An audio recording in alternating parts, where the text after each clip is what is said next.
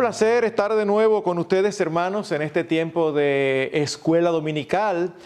En la tarde de hoy queremos traer un tema que de inicio, al oír el título, puede pensarse que es exclusivamente para padres o para cabezas de familia. Sin embargo, pienso que es pertinente para todos. Los jóvenes en algún momento van a tener familia y aún ahora la tienen, aunque no sean los principales responsables. Así que queremos hablar acerca de buscando el equilibrio entre el trabajo y la familia. Pero antes queremos pedir la dirección del Señor. Dios bendito, que queremos acercarnos a tu palabra y rogamos, Señor, dirección. Ayúdanos a encontrar allí los principios que nos enseñan cómo debemos conducirnos de este lado del sol en estos aspectos tan importantes y tan propios de nuestra vida cotidiana. Rogamos, Señor, que tu gracia nos asista y que tu Espíritu nos ayude. Gracias, Señor, por el privilegio de poder acercarnos a tu palabra y hallar allí tu voz. Bendice este tiempo, te lo pedimos en Jesucristo. Amén. En marzo del 2015 se conoció la renuncia del director financiero de Google. Él la explicó diciendo lo siguiente: después de casi 7 años como director financiero de Google, me retiro para pasar más tiempo con mi familia. Lo que él quería era disfrutar más de su vida en el hogar y aún en el extranjero con su esposa. Y por eso es que él hablaba de tomar nuestras mochilas y los viajes, celebrar los últimos 25 años que hemos pasado juntos, dar vuelta a la página y disfrutar de una magnífica crisis de los 40 lleno de alegría y belleza. La carta que él dice que escribió en parte porque muchas personas luchan por encontrar el justo equilibrio entre el trabajo y la vida personal, ha sido presentada como un manifiesto para el ideal del equilibrio entre el trabajo y la familia que tiende a formar parte del nuevo sueño americano. Los medios de comunicación describieron esta carta escrita por él como poderosa y excepcionalmente reflexiva. Larry Page, cofundador y consejero delegado de Google, dijo lo siguiente: vale la pena leer el documento, calentará tu corazón. El único detallito que nos llama la atención es que él se retiró como el ejecutivo mejor pagado de Google con acciones valoradas en millones de dólares, por lo que nunca más en su vida va a tener necesidad de trabajar. La pregunta es: ¿cuántos de nosotros podemos equilibrar el trabajo y la familia de esa manera? Ahora, la respuesta no es irnos al otro extremo, que fue expresado precisamente por una periodista de CNN al reportar y comentar la renuncia. Ella dice: esto explica por qué hablar de un equilibrio entre el trabajo y la vida, en cualquier caso, es una tarea arriesgada, una invitación al fracaso. Tenerlo todo es muy difícil, por no decir imposible. Esto es una cosmovisión evidentemente no cristiana. Lo que queremos traer a colación con esta introducción es la realidad de que una de las grandes problemáticas familiares de nuestra época es la dificultad de muchos de lograr dedicar a la familia y al trabajo el tiempo adecuado. Por un lado, se requiere esfuerzo para sostener a nuestras familias, pero por el otro también se requiere tiempo y esfuerzo para cultivar y mantener una relación saludable con nuestros esposos, nuestras esposas, así como tiempo para trabajar con el corazón de nuestros hijos. Y esta necesidad no discrimina entre familias creyentes y no creyentes. Es una necesidad que tiene todo el mundo. La gran diferencia es que los creyentes tenemos la palabra de Dios para saber lo que Dios ordena y lo que Dios espera de cada uno de nosotros y cuáles son los principios que nos da para conducirnos. Así que lo primero que debemos hacer es determinar cuál es nuestra responsabilidad delante de Dios en cada una de estas áreas. Veamos por un lado lo que Dios dice respecto a cubrir las necesidades familiares. Dios espera que seamos responsables al hacer esto. 1 Timoteo capítulo 5 versículo 8. Porque si alguno no provee para los suyos y mayormente para los de su casa, ha negado la fe y es peor que un incrédulo.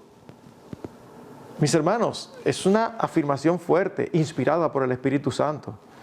No, yo estoy aquí sirviendo al Señor, Él proveerá, fantástico, pero ¿cómo proveerá? No, yo no sé. Tienes que proveer para los tuyos. Y es verdad que Él provee, pero provee a través de tu esfuerzo y de tu trabajo. Segunda de Tesalonicenses, capítulo 3, versículos 10 al 12.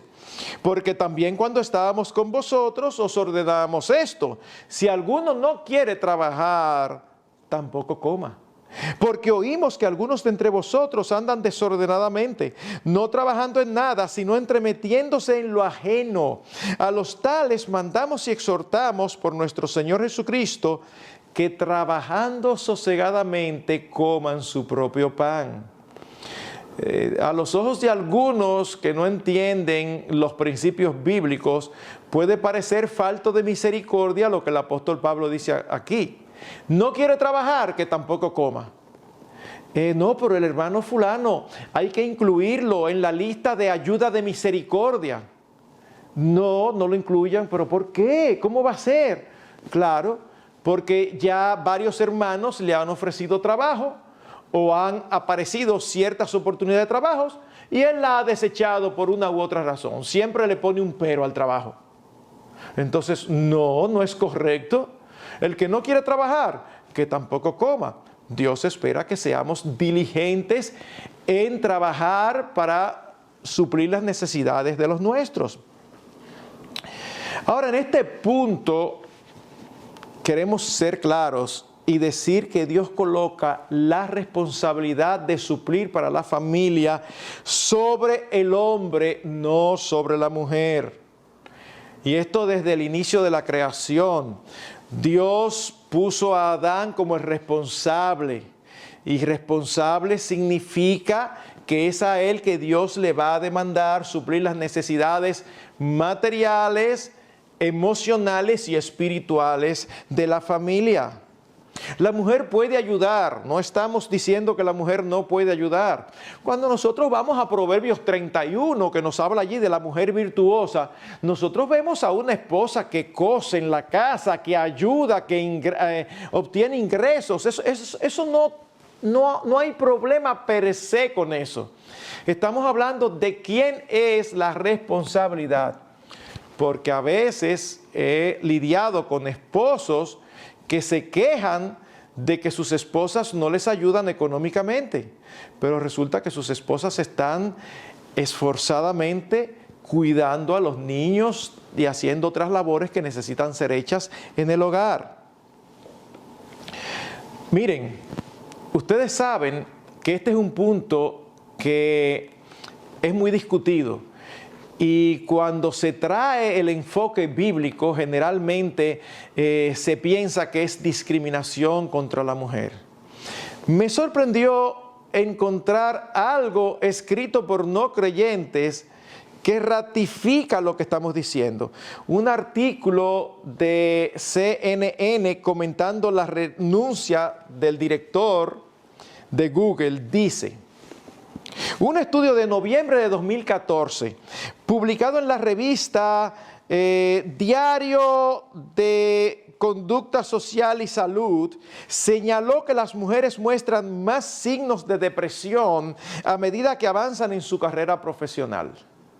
Del mismo modo, un estudio de los graduados de la Escuela de Negocios de la Universidad de Harvard encontró que la presión que las mujeres ejercen sobre ellas mismas para equilibrar el trabajo y la familia les está causando un estrés significativo. Por otro lado, un estudio realizado en Chile en el año 2005 dice: hay una creciente incorporación femenina al trabajo y con ello mecanismos socializadores infantiles debilitados, incremento del divorcio, disminución del tamaño de las familias, aumento de mujeres jefas de hogar y familias monoparentales, de depresión, de estrés laboral y de suicidio, y todo ello aumenta las posibilidades de conflicto entre familia y trabajo. Luego añade, las sociedades occidentales han experimentado un incremento sostenido de la fuerza de trabajo femenina durante la segunda mitad del siglo XX hasta hoy. Algunos estudios efectuados en países occidentales del primer mundo han mostrado que este fenómeno de incorporación de la mujer al mundo laboral externo al hogar va acompañado de un inequívoco y sostenido incremento de la separación o del divorcio. Luego, otro estudio hecho en Chile en el año 2007 afirma: el modelo tradicional está cambiando. Si antes la familia debía ser el soporte del sistema productivo mediante la división de roles y funciones, hoy esta división se presenta como un obstáculo y una carga para las exigencias de producción individual para el mercado. Esto produce una fuerte tensión entre vida familiar y vida laboral. Así que lo que estamos diciendo, no solamente que es nuestra responsabilidad sostener nuestras familias y suplir sus necesidades físicas, materiales, sino que el Señor espera primariamente de los cabezas de hogar, es decir, de nosotros los esposos, que seamos diligentes y proveedores para nuestras familias y aún para tener el privilegio de compartir con otros. Efesios 4:28 es un texto que me encanta. Dice, el que hurtaba no hurte más, sino trabaje, haciendo con sus manos lo que es bueno para que sostenga a los suyos. No dice eso. Para que tenga que compartir con el que padece necesidad. ¡Wow! ¡Qué enfoque! ¡Qué enfoque! Así que, por un lado, tenemos esa responsabilidad claramente dada por Dios en las Escrituras. Pero, por el otro lado, en segundo lugar, hablando acerca de nuestras responsabilidades delante de Dios, el Señor espera que dediquemos tiempo a nuestras familias para cultivar una relación creciente con nuestros cónyuges y para criar a nuestros hijos en la disciplina y amonestación del Señor. Pensemos, por ejemplo, en los hijos. Son la responsabilidad de los padres, no de la escuela, no del gobierno, no de otras personas. Y aunque las madres pasan generalmente más tiempo con los hijos, la responsabilidad final de la crianza es del padre. En Efesios capítulo 6, versículos 1 al 4, en otras ocasiones han escuchado que hemos dicho esto. Dice el primer versículo, hijos, obedeced en el Señor a vuestros padres porque es justo. La palabra aquí que se traduce padres es la palabra progenitores. En otras palabras, los hijos deben de obedecer al padre y a la madre. Luego el versículo 2 dice, honra a tu padre y a tu madre, que es el primer mandamiento con promesa, para que te vaya bien y seas de larga vida sobre la tierra. Evidente, padre y madre. Pero en el versículo 4, donde dice, y vosotros, padres, no provoquéis a ira a vuestros hijos, sino criadlos en disciplina y amonestación del Señor. Aunque en el español se traduce igual que en el versículo 1, la palabra original es diferente. La palabra original en el versículo 1 significa progenitores. La palabra original en el versículo 4 significa padres varones masculinos. Es nuestra responsabilidad también criar a nuestros hijos. Deuteronomio capítulo 6, versículos 6 y 7. Y estas palabras que yo te mando hoy estarán sobre tu corazón, y las repetirás a tus hijos, y hablarás de ellas estando en tu casa y andando por el camino y al acostarte y cuando te levantes. ¿Qué presupone? Presupone a un padre y una madre que están pasando tiempo con sus hijos. Están allí cuando andan por la casa, están allí cuando andan por el camino, están allí cuando se acuestan, están allí cuando se levantan. Participan en la vida de familia. Ahora pensemos en el matrimonio, no solamente en la relación con los hijos. Hermanos, no hay ninguna relación interpersonal sobre la faz de la tierra más importante y estrecha que la relación matrimonial. En Génesis 2:24 dice, por tanto, dejará el hombre a su padre y a su madre y se unirá a su mujer y serán ambos una sola carne. Uno no es una sola carne con nadie más, solamente con su esposo y con su esposa. Y esta es una declaración acerca del matrimonio que se repite 4 veces en las Escrituras. Es una declaración importante. No solamente esa independencia cuando nos casamos, separándonos de papá y mamá, sino también el hecho de nosotros ser una sola carne. Nosotros no éramos una sola carne con papá y mamá. Y cuando tengamos hijos, no seremos una sola carne con nuestros hijos. La relación matrimonial es prioritaria sobre cualquier otra relación. Por lo tanto, debemos dedicarle tiempo. Pastor, ¿y entonces cómo hacemos eso? Porque ¿de dónde sacamos ese tiempo? ¿Cómo logramos esto? Bueno, eso nos conduce a nuestro segundo punto.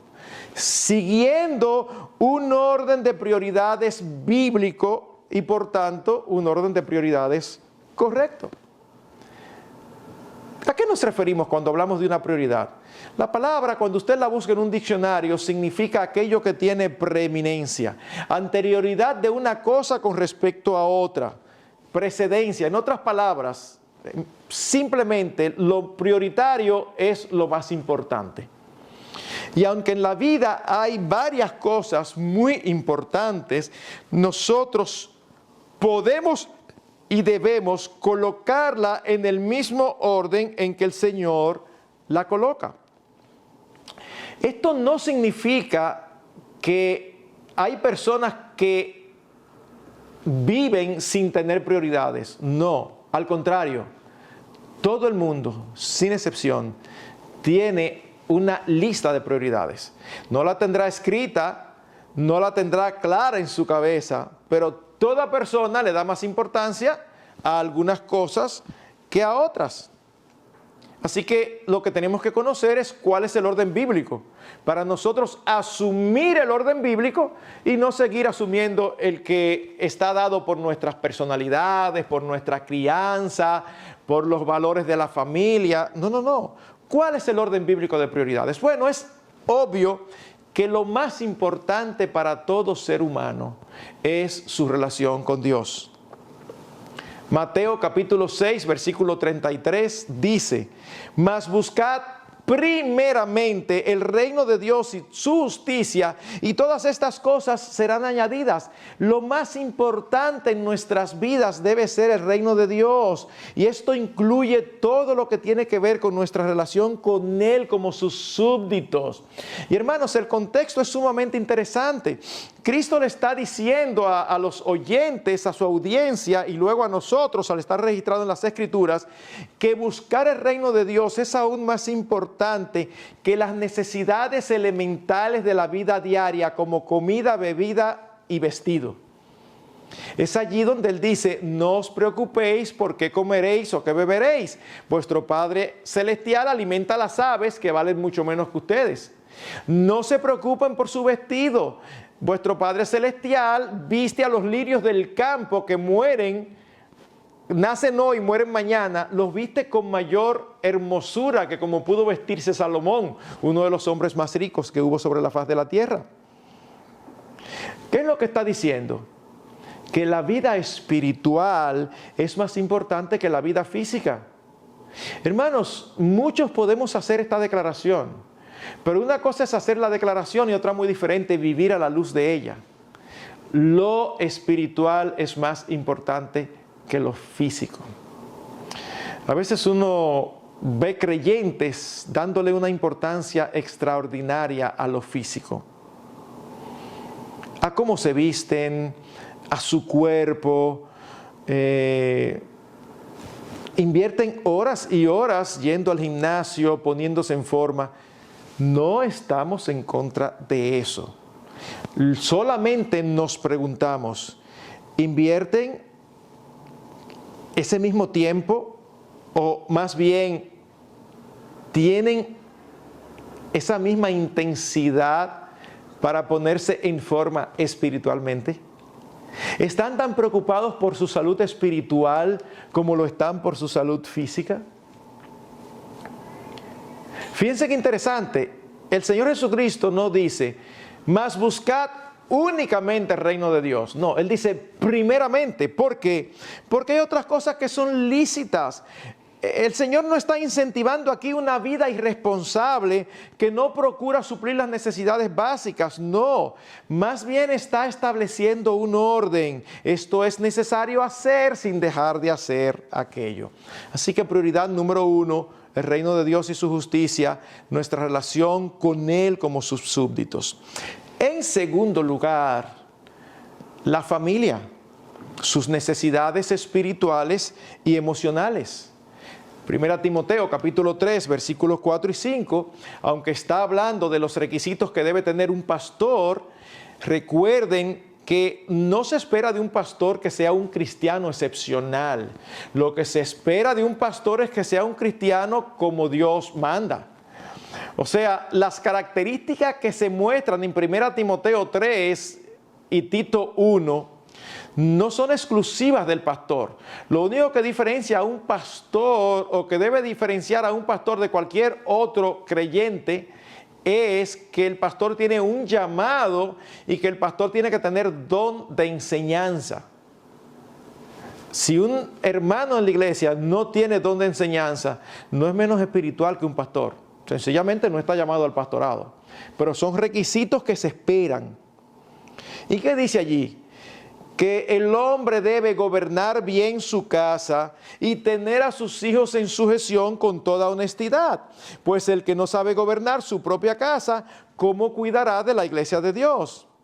En Tito 1:6 dice, el que fue irreprensible, marido de una sola mujer, y tenga hijos creyentes que no estén acusados de disolución ni de rebeldía. En otras palabras, debe tener tiempo para tener su casa en orden.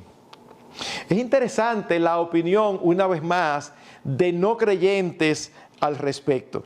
Miren lo que conseguí en un documento llamado Conciliación, Familia y Trabajo, Guía de Buenas Prácticas. Dice, todos sabemos que la familia es el núcleo básico de la sociedad. El tiempo que una persona pasa en la familia se vuelve esencial para las organizaciones. ¿Por qué? Simplemente porque la familia es la primera escuela donde las personas aprenden y desarrollan competencias. Es donde se desarrolla el verdadero capital humano y social, la capacidad de comprometerse y generar vínculos sanos y verdaderos. La familia tiene una función social que es irreemplazable.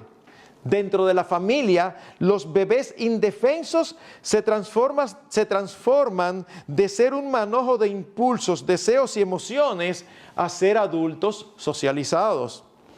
Familia y trabajo, escuchen esto, familia y trabajo son dos ámbitos de desarrollo humano y profesional, pero es importante recordar que el trabajo es instrumental para la familia y para la persona, y no al revés. El trabajo es instrumental para la familia y para la persona, y no al revés. En otras palabras, es más importante la familia que el trabajo. El trabajo es el medio a través del cual obtenemos lo que nuestras familias necesitan. Así que, en primer lugar, Dios y su reino. Segundo lugar, nuestras familias, y dentro de ellos primero nuestros cónyuges, después nuestros hijos, la familia nuclear, y después los demás. Tercer lugar, en orden prioritario, actividades vocacionales. ¿Qué significa esto? Estudio, trabajo. Acuérdense los textos que leímos, el que no trabaje, que no coma. Si alguno no provee para su casa, es peor que un incrédulo. Así que es muy importante las actividades vocacionales cuando estamos trabajando o aun cuando estamos estudiando, preparándonos para luego sostener una familia. Cuarto lugar, y a algunos le va a parecer extraño este orden, pero no lo es. Actividades ministeriales. Pastor, ¿y las actividades ministeriales no van primero que las vocacionales? No, mi hermano, pensemos en un pastor. Si un pastor no atiende su familia por estar trabajando, es incapacitado para ser pastor. Entonces, ¿qué es más importante? La relación familiar que la provisión económica. Pero al mismo tiempo es más importante la relación familiar y económica que el ministerio. Hay que hacer un equilibrio, mis hermanos. Si una persona es un creyente y tiene un trabajo que no le permite hacer vida de iglesia, que no le permite servir al Señor porque no tiene ni un minuto, posiblemente es el tiempo de empezar a pensar en buscar otro. Porque al mismo tiempo, somos llamados a servir al Señor. Pero hay que tener mucho cuidado, porque a veces uno comete errores. Yo puedo dar un ejemplo de un error que yo cometí siendo joven. Yo pertenecía a un coro de 16 voces, 8 voces masculinas, 8 voces femeninas. Y resulta que teníamos una presentación un viernes en la noche en una ciudad a 2 horas de la capital. Ese mismo día tocó un examen de la universidad. Y con ese fervor y celo juvenil, pero sin conocimiento, yo decidí faltar al examen para servir al Señor e ir a cantar. Si ustedes me preguntan ahora, cualquier joven que venga donde mí con esa circunstancia, le digo, tu prioridad en este momento son tus estudios. Ahora, yo no quiero que ningún joven tome esto como excusa, porque hay jóvenes que se abstienen totalmente de la vida de la iglesia porque están en estudios. Y es verdad que hay momentos específicos en que uno va a tener que abstenerse de participar de algo. Pero no puede ser que los estudios te anulen totalmente como un creyente. Así que hay cierto equilibrio que hay que tener. Pero cuando se presentan estos momentos, si uno tiene un orden de prioridades claro, uno sabe lo que tiene que decidir. Y después, en quinto lugar, están las otras actividades. Déjenme aclarar que las actividades prioritarias no necesariamente requieren más tiempo, sino que son más importantes. O sea, es importantísimo una vida de relación con el Señor y una vida de oración, pero uno pasa trabajando más tiempo de lo que pasa haciendo su devocional. No necesariamente está mal. No es que lo más importante requiere más tiempo, requiere un orden en que debe ser dedicado, ¿ok? Hermanos, nuestra forma de vida va a depender de las metas que nosotros tengamos. ¿Hacia dónde nosotros nos dirigimos? ¿Qué es lo más importante para nosotros? ¿Cuáles son nuestras metas? Bueno, nuestras metas van a estar determinadas por nuestras prioridades. Cuando alguien dice, yo quiero llegar a ser un deportista profesional, él está poniendo esa meta, solamente está reflejando cuáles son sus prioridades y le da tanto valor a eso que posiblemente sacrifique otras cosas. Es por eso que siempre debemos preguntarnos, no conceptualmente, sino en nuestras vidas diarias, ¿es nuestra prioridad el reino de Dios? Si lo es, nuestra meta va a ser glorificar a Dios en todo. ¿Es nuestra prioridad nuestra familia? ¿O más bien es nuestra prioridad nuestro bienestar, felicidad, comodidad? Si es esto último, nuestras metas van a ser terrenales. Nuestras metas van a ser ganar más dinero, recibir un ascenso del trabajo, tener posesiones, carro, casa, etc. Y repetimos, esto no es malo en sí mismo. Se convierte en algo malo cuando estamos dispuestos a pagar un precio que no lo vale. Y pagamos un precio que no lo vale cuando ponemos en riesgo lo más importante por lo menos importante. Cuando yendo tras estas metas descuidamos nuestra relación con Dios. No son ni uno ni dos los jóvenes que han profesado fe en un momento determinado y finalmente han terminado apartados del Señor. ¿Por qué? porque era tan fuerte su deseo de ser profesionales y ser de los mejores profesionales y tener un buen ingreso y comprar una casa. Todos son deseos lícitos. Lo que es ilícito es el precio que se paga por ellos cuando se sacrifican cosas que son todavía más importantes. ¿Por qué ustedes creen, hermanos, que en circunstancias similares unos hacen todo lo que está a su alcance para asistir a los compromisos deportivos o culturales de sus hijos y otros no? A veces puede ser que unos pueden y otros no. Eso puede darse. Pero fíjense que estoy diciendo similares circunstancias. ¿Saben lo que estoy diciendo? Que objetivamente hablando son muy parecidas. Lo que hace la diferencia no son las circunstancias, es el valor que le dan.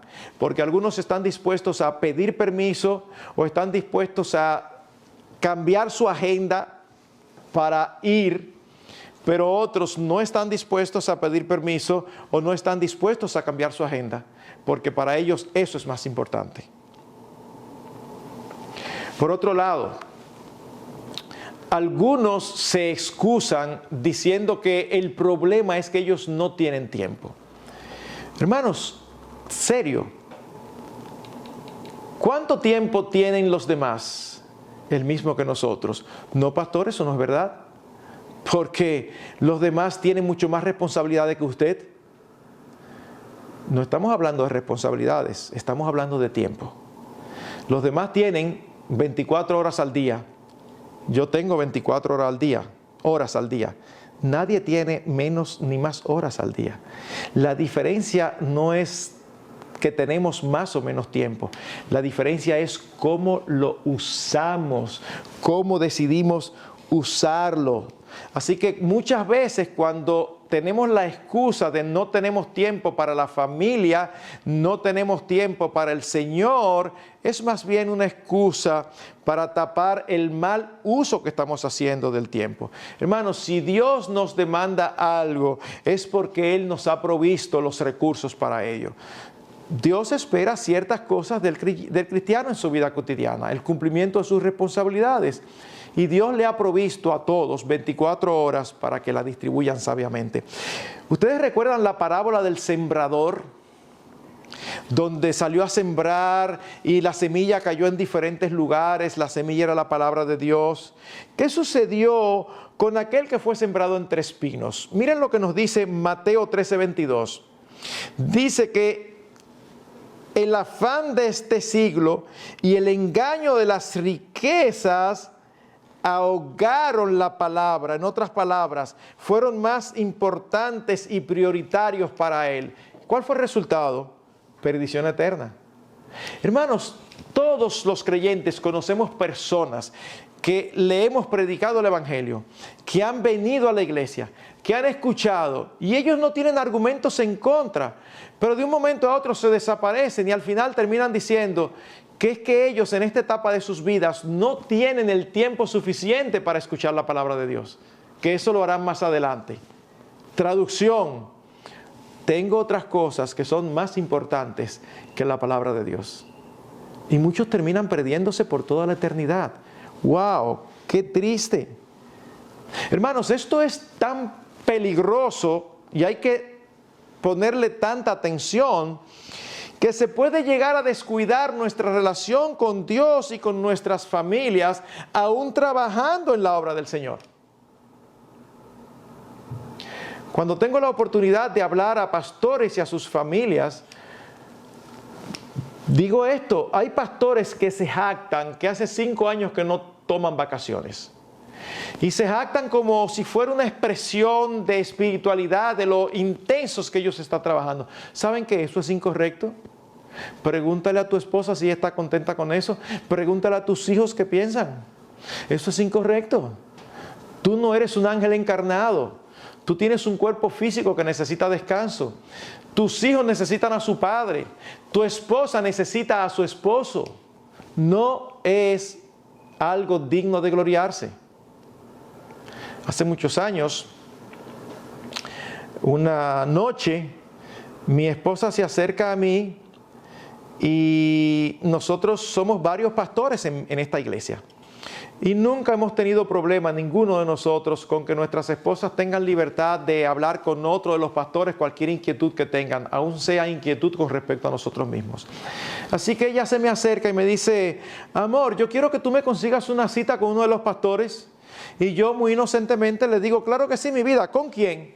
Me dice, consígueme una con Marcos Peña. Ups, inmediatamente yo dije, hay problemas. ¿Cómo así, mi amor? Dice, sí, porque será una cita que tengo que conseguir para poder hablar contigo. Porque yo estoy feliz de que tú estés sirviendo al Señor. Pero al mismo tiempo, yo no tengo tiempo, tú y yo no tenemos tiempo como matrimonio. Todas las noches hay algo. Esa noche, yo no tuve ninguna objeción, solamente decir, tienes toda la razón, perdóname. Pero no simplemente dejarlo ahí. Vamos a buscar una noche que sea solamente para ti y para mí. Y es un compromiso, a menos que sea un caso, una emergencia, realmente emergencia. Y nosotros elegimos una noche. Y esa noche de verdad, pastor, que yo quiero una cita a tal día. No, esa noche yo no puedo, yo tengo un compromiso previo. ¿Cuál es el compromiso previo? El compromiso con mi esposa. Si descuido mi hogar y se afecta mi matrimonio, ¿qué va a terminar sucediendo? Que se va a afectar el ministerio. Entonces tenemos que tener claramente establecidas las prioridades. Bien, mis hermanos, habiendo dicho esto, permítanme ahora, como tercer gran punto de esta clase, dar algunas recomendaciones prácticas.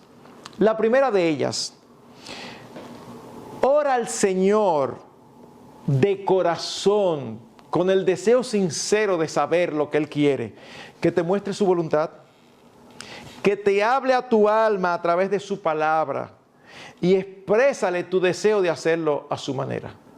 A veces nosotros no nos atrevemos porque tenemos la sospecha de que lo que estamos haciendo no es exactamente lo que debemos. Y preferimos como soslayar el asunto. No, de corazón. Señor, ¿qué puedo? ¿Qué debo hacer? Muéstramelo, Señor, y yo voy a hacerlo.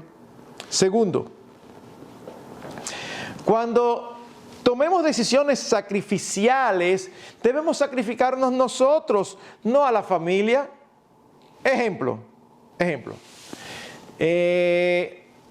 Decido hacer una maestría, ya estoy casado y con hijos, pero bueno, el mundo está evolucionando muy fuerte. Yo decido hacer una maestría, hablo con mi esposa y está de acuerdo, bien, fantástico. Pero ahora resulta que todos los días no hay esposo ni padre. ¿Por qué? Porque está estudiando para la maestría. Ajá, pastor, ¿y entonces cómo lo hace si no estudia? Yo no estoy diciendo que no estudie. Yo estoy diciendo que tenga la conciencia de que debe sacrificarse él, no la familia. ¿Qué significa eso? Bueno, que en varias ocasiones debe ser intencional en pasar tiempo con su esposa, tiempo con sus hijos, y a la hora en que sus hijos se acuestan y su esposa se acuesta, entonces él se sacrifica a él y duerme menos. Pero no le está quitando el tiempo a su esposa, está quitando tiempo de su sueño. Ah, pastor, pero así va y se enferma. Bueno, no es algo que lo va a hacer todos los días así, pero no debe dejar de participar y de cultivar la relación familiar. Ellos necesitan, nuestras familias, lo mejor de nuestro tiempo, no el tiempo que les sobra. No es el tiempo que nos sobra que nuestra familia necesita, es lo mejor de nuestro tiempo. 3, planifique tiempo con su familia cada semana. Oiga, planifique. ¿Qué significa eso? No lo deje, no diga, no, yo voy a tener pendiente, cuando tengamos una oportunidad en esta semana que hagamos algo juntos. ¿Sabe lo que va a suceder? No van a hacer nada juntos, porque ese tiempo no aparece solo, ese tiempo hay que fabricarlo, ese tiempo hay que planificarlo. Agende tiempo con su familia y respételo como algo muy importante. Esto incluye tiempo con su esposa, es una buena medida. tomar al menos, si tienen problemas de tiempo, entonces con más razón es una buena medida tomar una noche de manera particular cada semana que se la va a dedicar a su esposo o a su esposa. Esto incluye tiempo con los hijos, esto incluye planificación de actividades familiares, esto incluye citas matrimoniales. Voy a sacar un tiempo para sacar a mi esposa a dar una vuelta, a dar un paseo, a llevarla a comer algo. El director de Relaciones Empresariales en la Universidad Biola en California es al mismo tiempo orador de los ministerios de vida familiar. Y él dice lo siguiente: cuando hablo acerca de la paternidad en seminarios Family Life sobre el matrimonio, pido a los hombres que digan palabras que describen recuerdos de su padre. Miren qué triste esto. Muchas de las palabras son negativas, tales como ausente, dominante e indiferente. Si a sus hijos se les pidiera que lo describieran a usted como padre, o si su esposa estuviera recordando la vida de usted en el servicio funeral, ¿qué palabras usaría?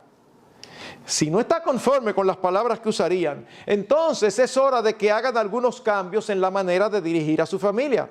Si usted es el varón de la familia, no deje a su esposa el trabajo de ser cabeza de familia. El liderazgo no debe ser asumido solo por ella. Asuma usted la responsabilidad que le corresponda. 4.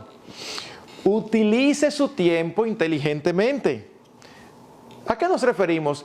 Hermanos, que a veces solamente se requiere pensar un poco y uno encuentra alternativas que son muy valiosas. Por ejemplo, tú tienes la posibilidad de ir a almorzar a tu casa, o sea, tu trabajo te lo permite en términos de tiempo y en términos de distancia. Bueno, quizás debemos hacerlo. Pastor, es que si yo voy, entonces después tengo que salir más tarde. Bueno, no importa, sal más tarde, pero aproveche ese tiempo donde almuerzan todos juntos en familia, aunque gastes un poco más de gasolina. O es el tipo de trabajo donde es flexible, tú tienes que trabajar cierta cantidad de horas. Bueno, quizás es mejor que elijas entrar más temprano en la mañana para estar más temprano de regreso en tu casa. O puedes elegir un horario donde evites los tapones. No puede ser un horario poco convencional, pero eso te permite estar más tiempo con los tuyos y ocupar menos tiempo cada día en un entaponamiento del tránsito. 5.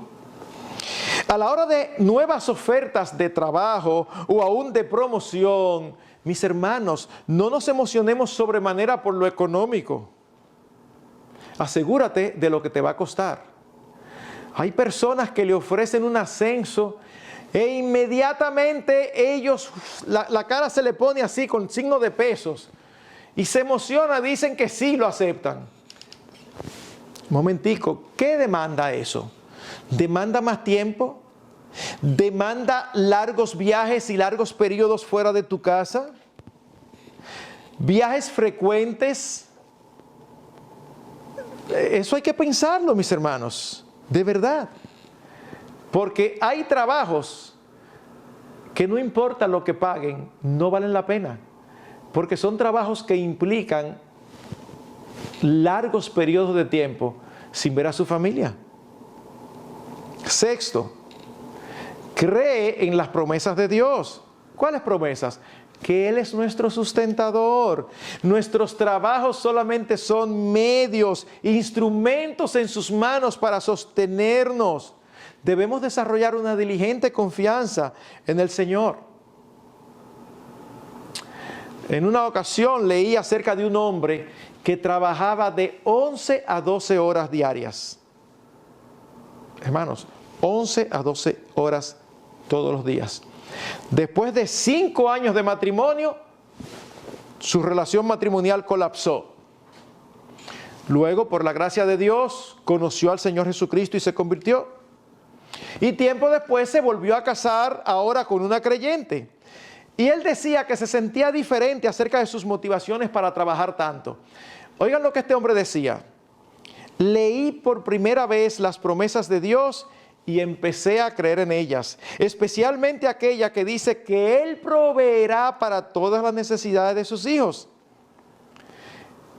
Empezó a trabajar menos tiempo y oigan lo que él dice. No siempre consigo lo que quiero, pero siempre tenemos lo que necesitamos. Me encantó esa frase, porque esto tiene un orden de prioridades correcto. No siempre consigo lo que quiero, pero siempre tenemos lo que necesitamos, porque Dios promete cubrir nuestras necesidades, no necesariamente nuestros deseos. Mi hermano, si tu trabajo no te permite compartir con tu familia, es tiempo de que empieces diligentemente a pensar qué otra cosa podrías hacer. No lo sueltes y te quedes en el aire, no, pero empieza a buscar, porque no vas a perder el trabajo, pero posiblemente vas a perder a tu familia. Y una cosa es muchísimo más importante que la otra. Nuestras prioridades deben de ser las del Señor. Si damos más importancia a lo económico que a lo familiar, vamos a estar quebrantando el orden de Dios. Es por eso que no podemos estar de acuerdo, ni estaremos nunca, con esa costumbre latina y también dominicana de separarse para buscar mejoría. ¿A qué nos referimos? Muy típico, que el matrimonio, uno de los dos decide irse a los Estados Unidos o a cualquier otro sitio en busca de nuevos horizontes. Pero eso implica separación de 2, 3, 4 años. Uno no se casa para estar separado, mis hermanos. No, pastor, pero es con una meta. Sí, pero estás teniendo una meta y estás olvidando otra. No nos casamos para estar separados. Mejor juntos pasando trabajo que separados en prosperidad. Si creemos lo que el Señor dice. ¿Qué dice 1 Timoteo 6, 6 a 8? Gran ganancia es la piedad acompañada de contentamiento. Nada hemos traído a este mundo y sin duda nada podremos sacar. Así que teniendo sustento y abrigo, estemos contentos con esto. Y una vez más, esto va para las madres, para las hermanas, que teniendo hijos pequeños, trabajan porque es necesario. Y hermanos, ese necesario lo pongo entre comillas. Yo sé que hay casos donde sí es necesario, pero créanme, como pastor que he visto de primera mano muchos casos, la gran mayoría de los casos que dicen ser necesarios no lo son. Son más bien deseos de tener cierto nivel. Y una cosa es cierto nivel y otra cosa es una necesidad. Nuestros hijos no necesitan lo nuestro. Nuestros hijos nos necesitan a nosotros, sus padres. Miren, queridas hermanas, a veces la diferencia entre lo que ganan trabajando fuera y lo que tienen que pagar a alguien para que cuide a sus niños, más el gasto adicional de trabajar fuera, ropa, hay que estar con ropa adecuada, transporte, hay una boca más en la casa que alimentar, todo eso son gastos. A veces si se sentaran a calcularlos, ellas piensan que están trabajando por tal cantidad y la verdad es que cuando se sientan y lo calculan, están trabajando por tal cantidad. Entonces, muchas veces no vale la pena. Dice el doctor James Dobson, puede parecer que los niños se adaptan adecuadamente a una serie de personas que los cuidan, pero fueron diseñados para estar ligados emocionalmente a una madre y a un padre y para desarrollar la seguridad dentro de la protección de sus brazos. Luego cita un estudio del Instituto Nacional de Cuidado Infantil y el Desarrollo Humano de los Estados Unidos. Estudio que fue publicado en el USA Today. Dice lo siguiente: las madres que trabajan se preocupan pensando que si dejan a sus bebés al cuidado de otros, la relación con sus hijos se verá afectada. Las noticias del gobierno federal dicen que se preocupan con razón. pasar largas horas al cuidado de otra persona durante los 3 primeros años de vida generalmente es igual a una menor interacción positiva entre madre e hijo. Luego el estudio se completó y en 2001 se publicó con descubrimientos aún más perturbadores. Decía, los niños que pasan la mayor parte del tiempo al cuidado de extraños tienen el triple de posibilidades de presentar problemas de conducta en el kinder que aquellos que han recibido principalmente el cuidado de las madres. Existía una correlación directa entre la cantidad de tiempo que el niño pasaba bajo el cuidado de otras personas y rasgos de conducta tales como agresión, desobediencia y una actitud desafiante. Y séptimo y último, evalúese cada uno a la luz de estos principios. En aquellos que han estado violando, órale al Señor en arrepentimiento y pídele que te ayude a enderezar lo torcido, a corregir lo deficiente. No lo hagas solo, pregúntale a tu cónyuge, pregúntale a tus hijos. Permítame terminar con el discurso de Brian Dyson, presidente de Coca-Cola, cuando dejó su cargo. Oigan lo que este hombre dijo. Imagina la vida como un juego en el que estás haciendo malabares con 5 pelotas en el aire. Ustedes han visto 5 ahí.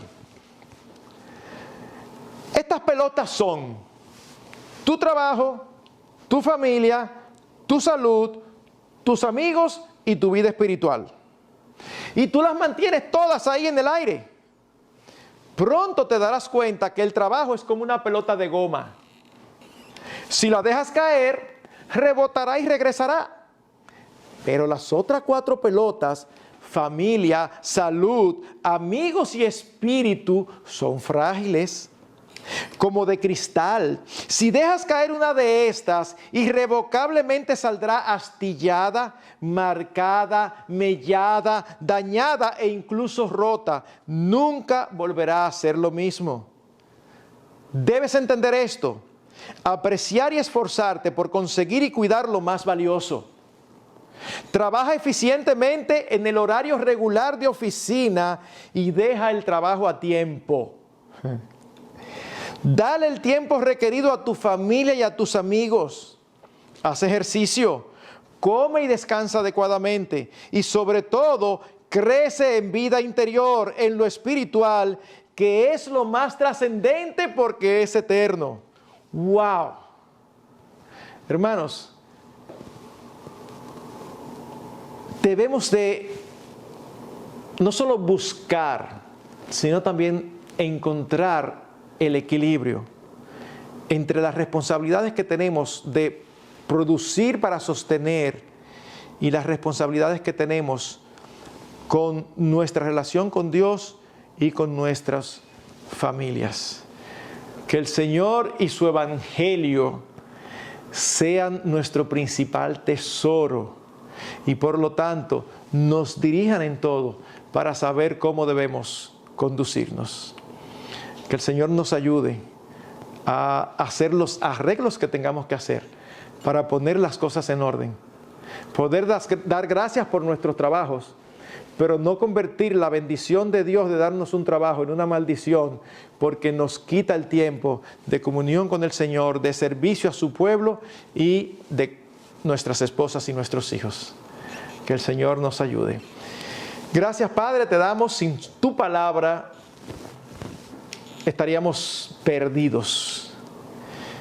Es ella la que nos muestra nuestra condición.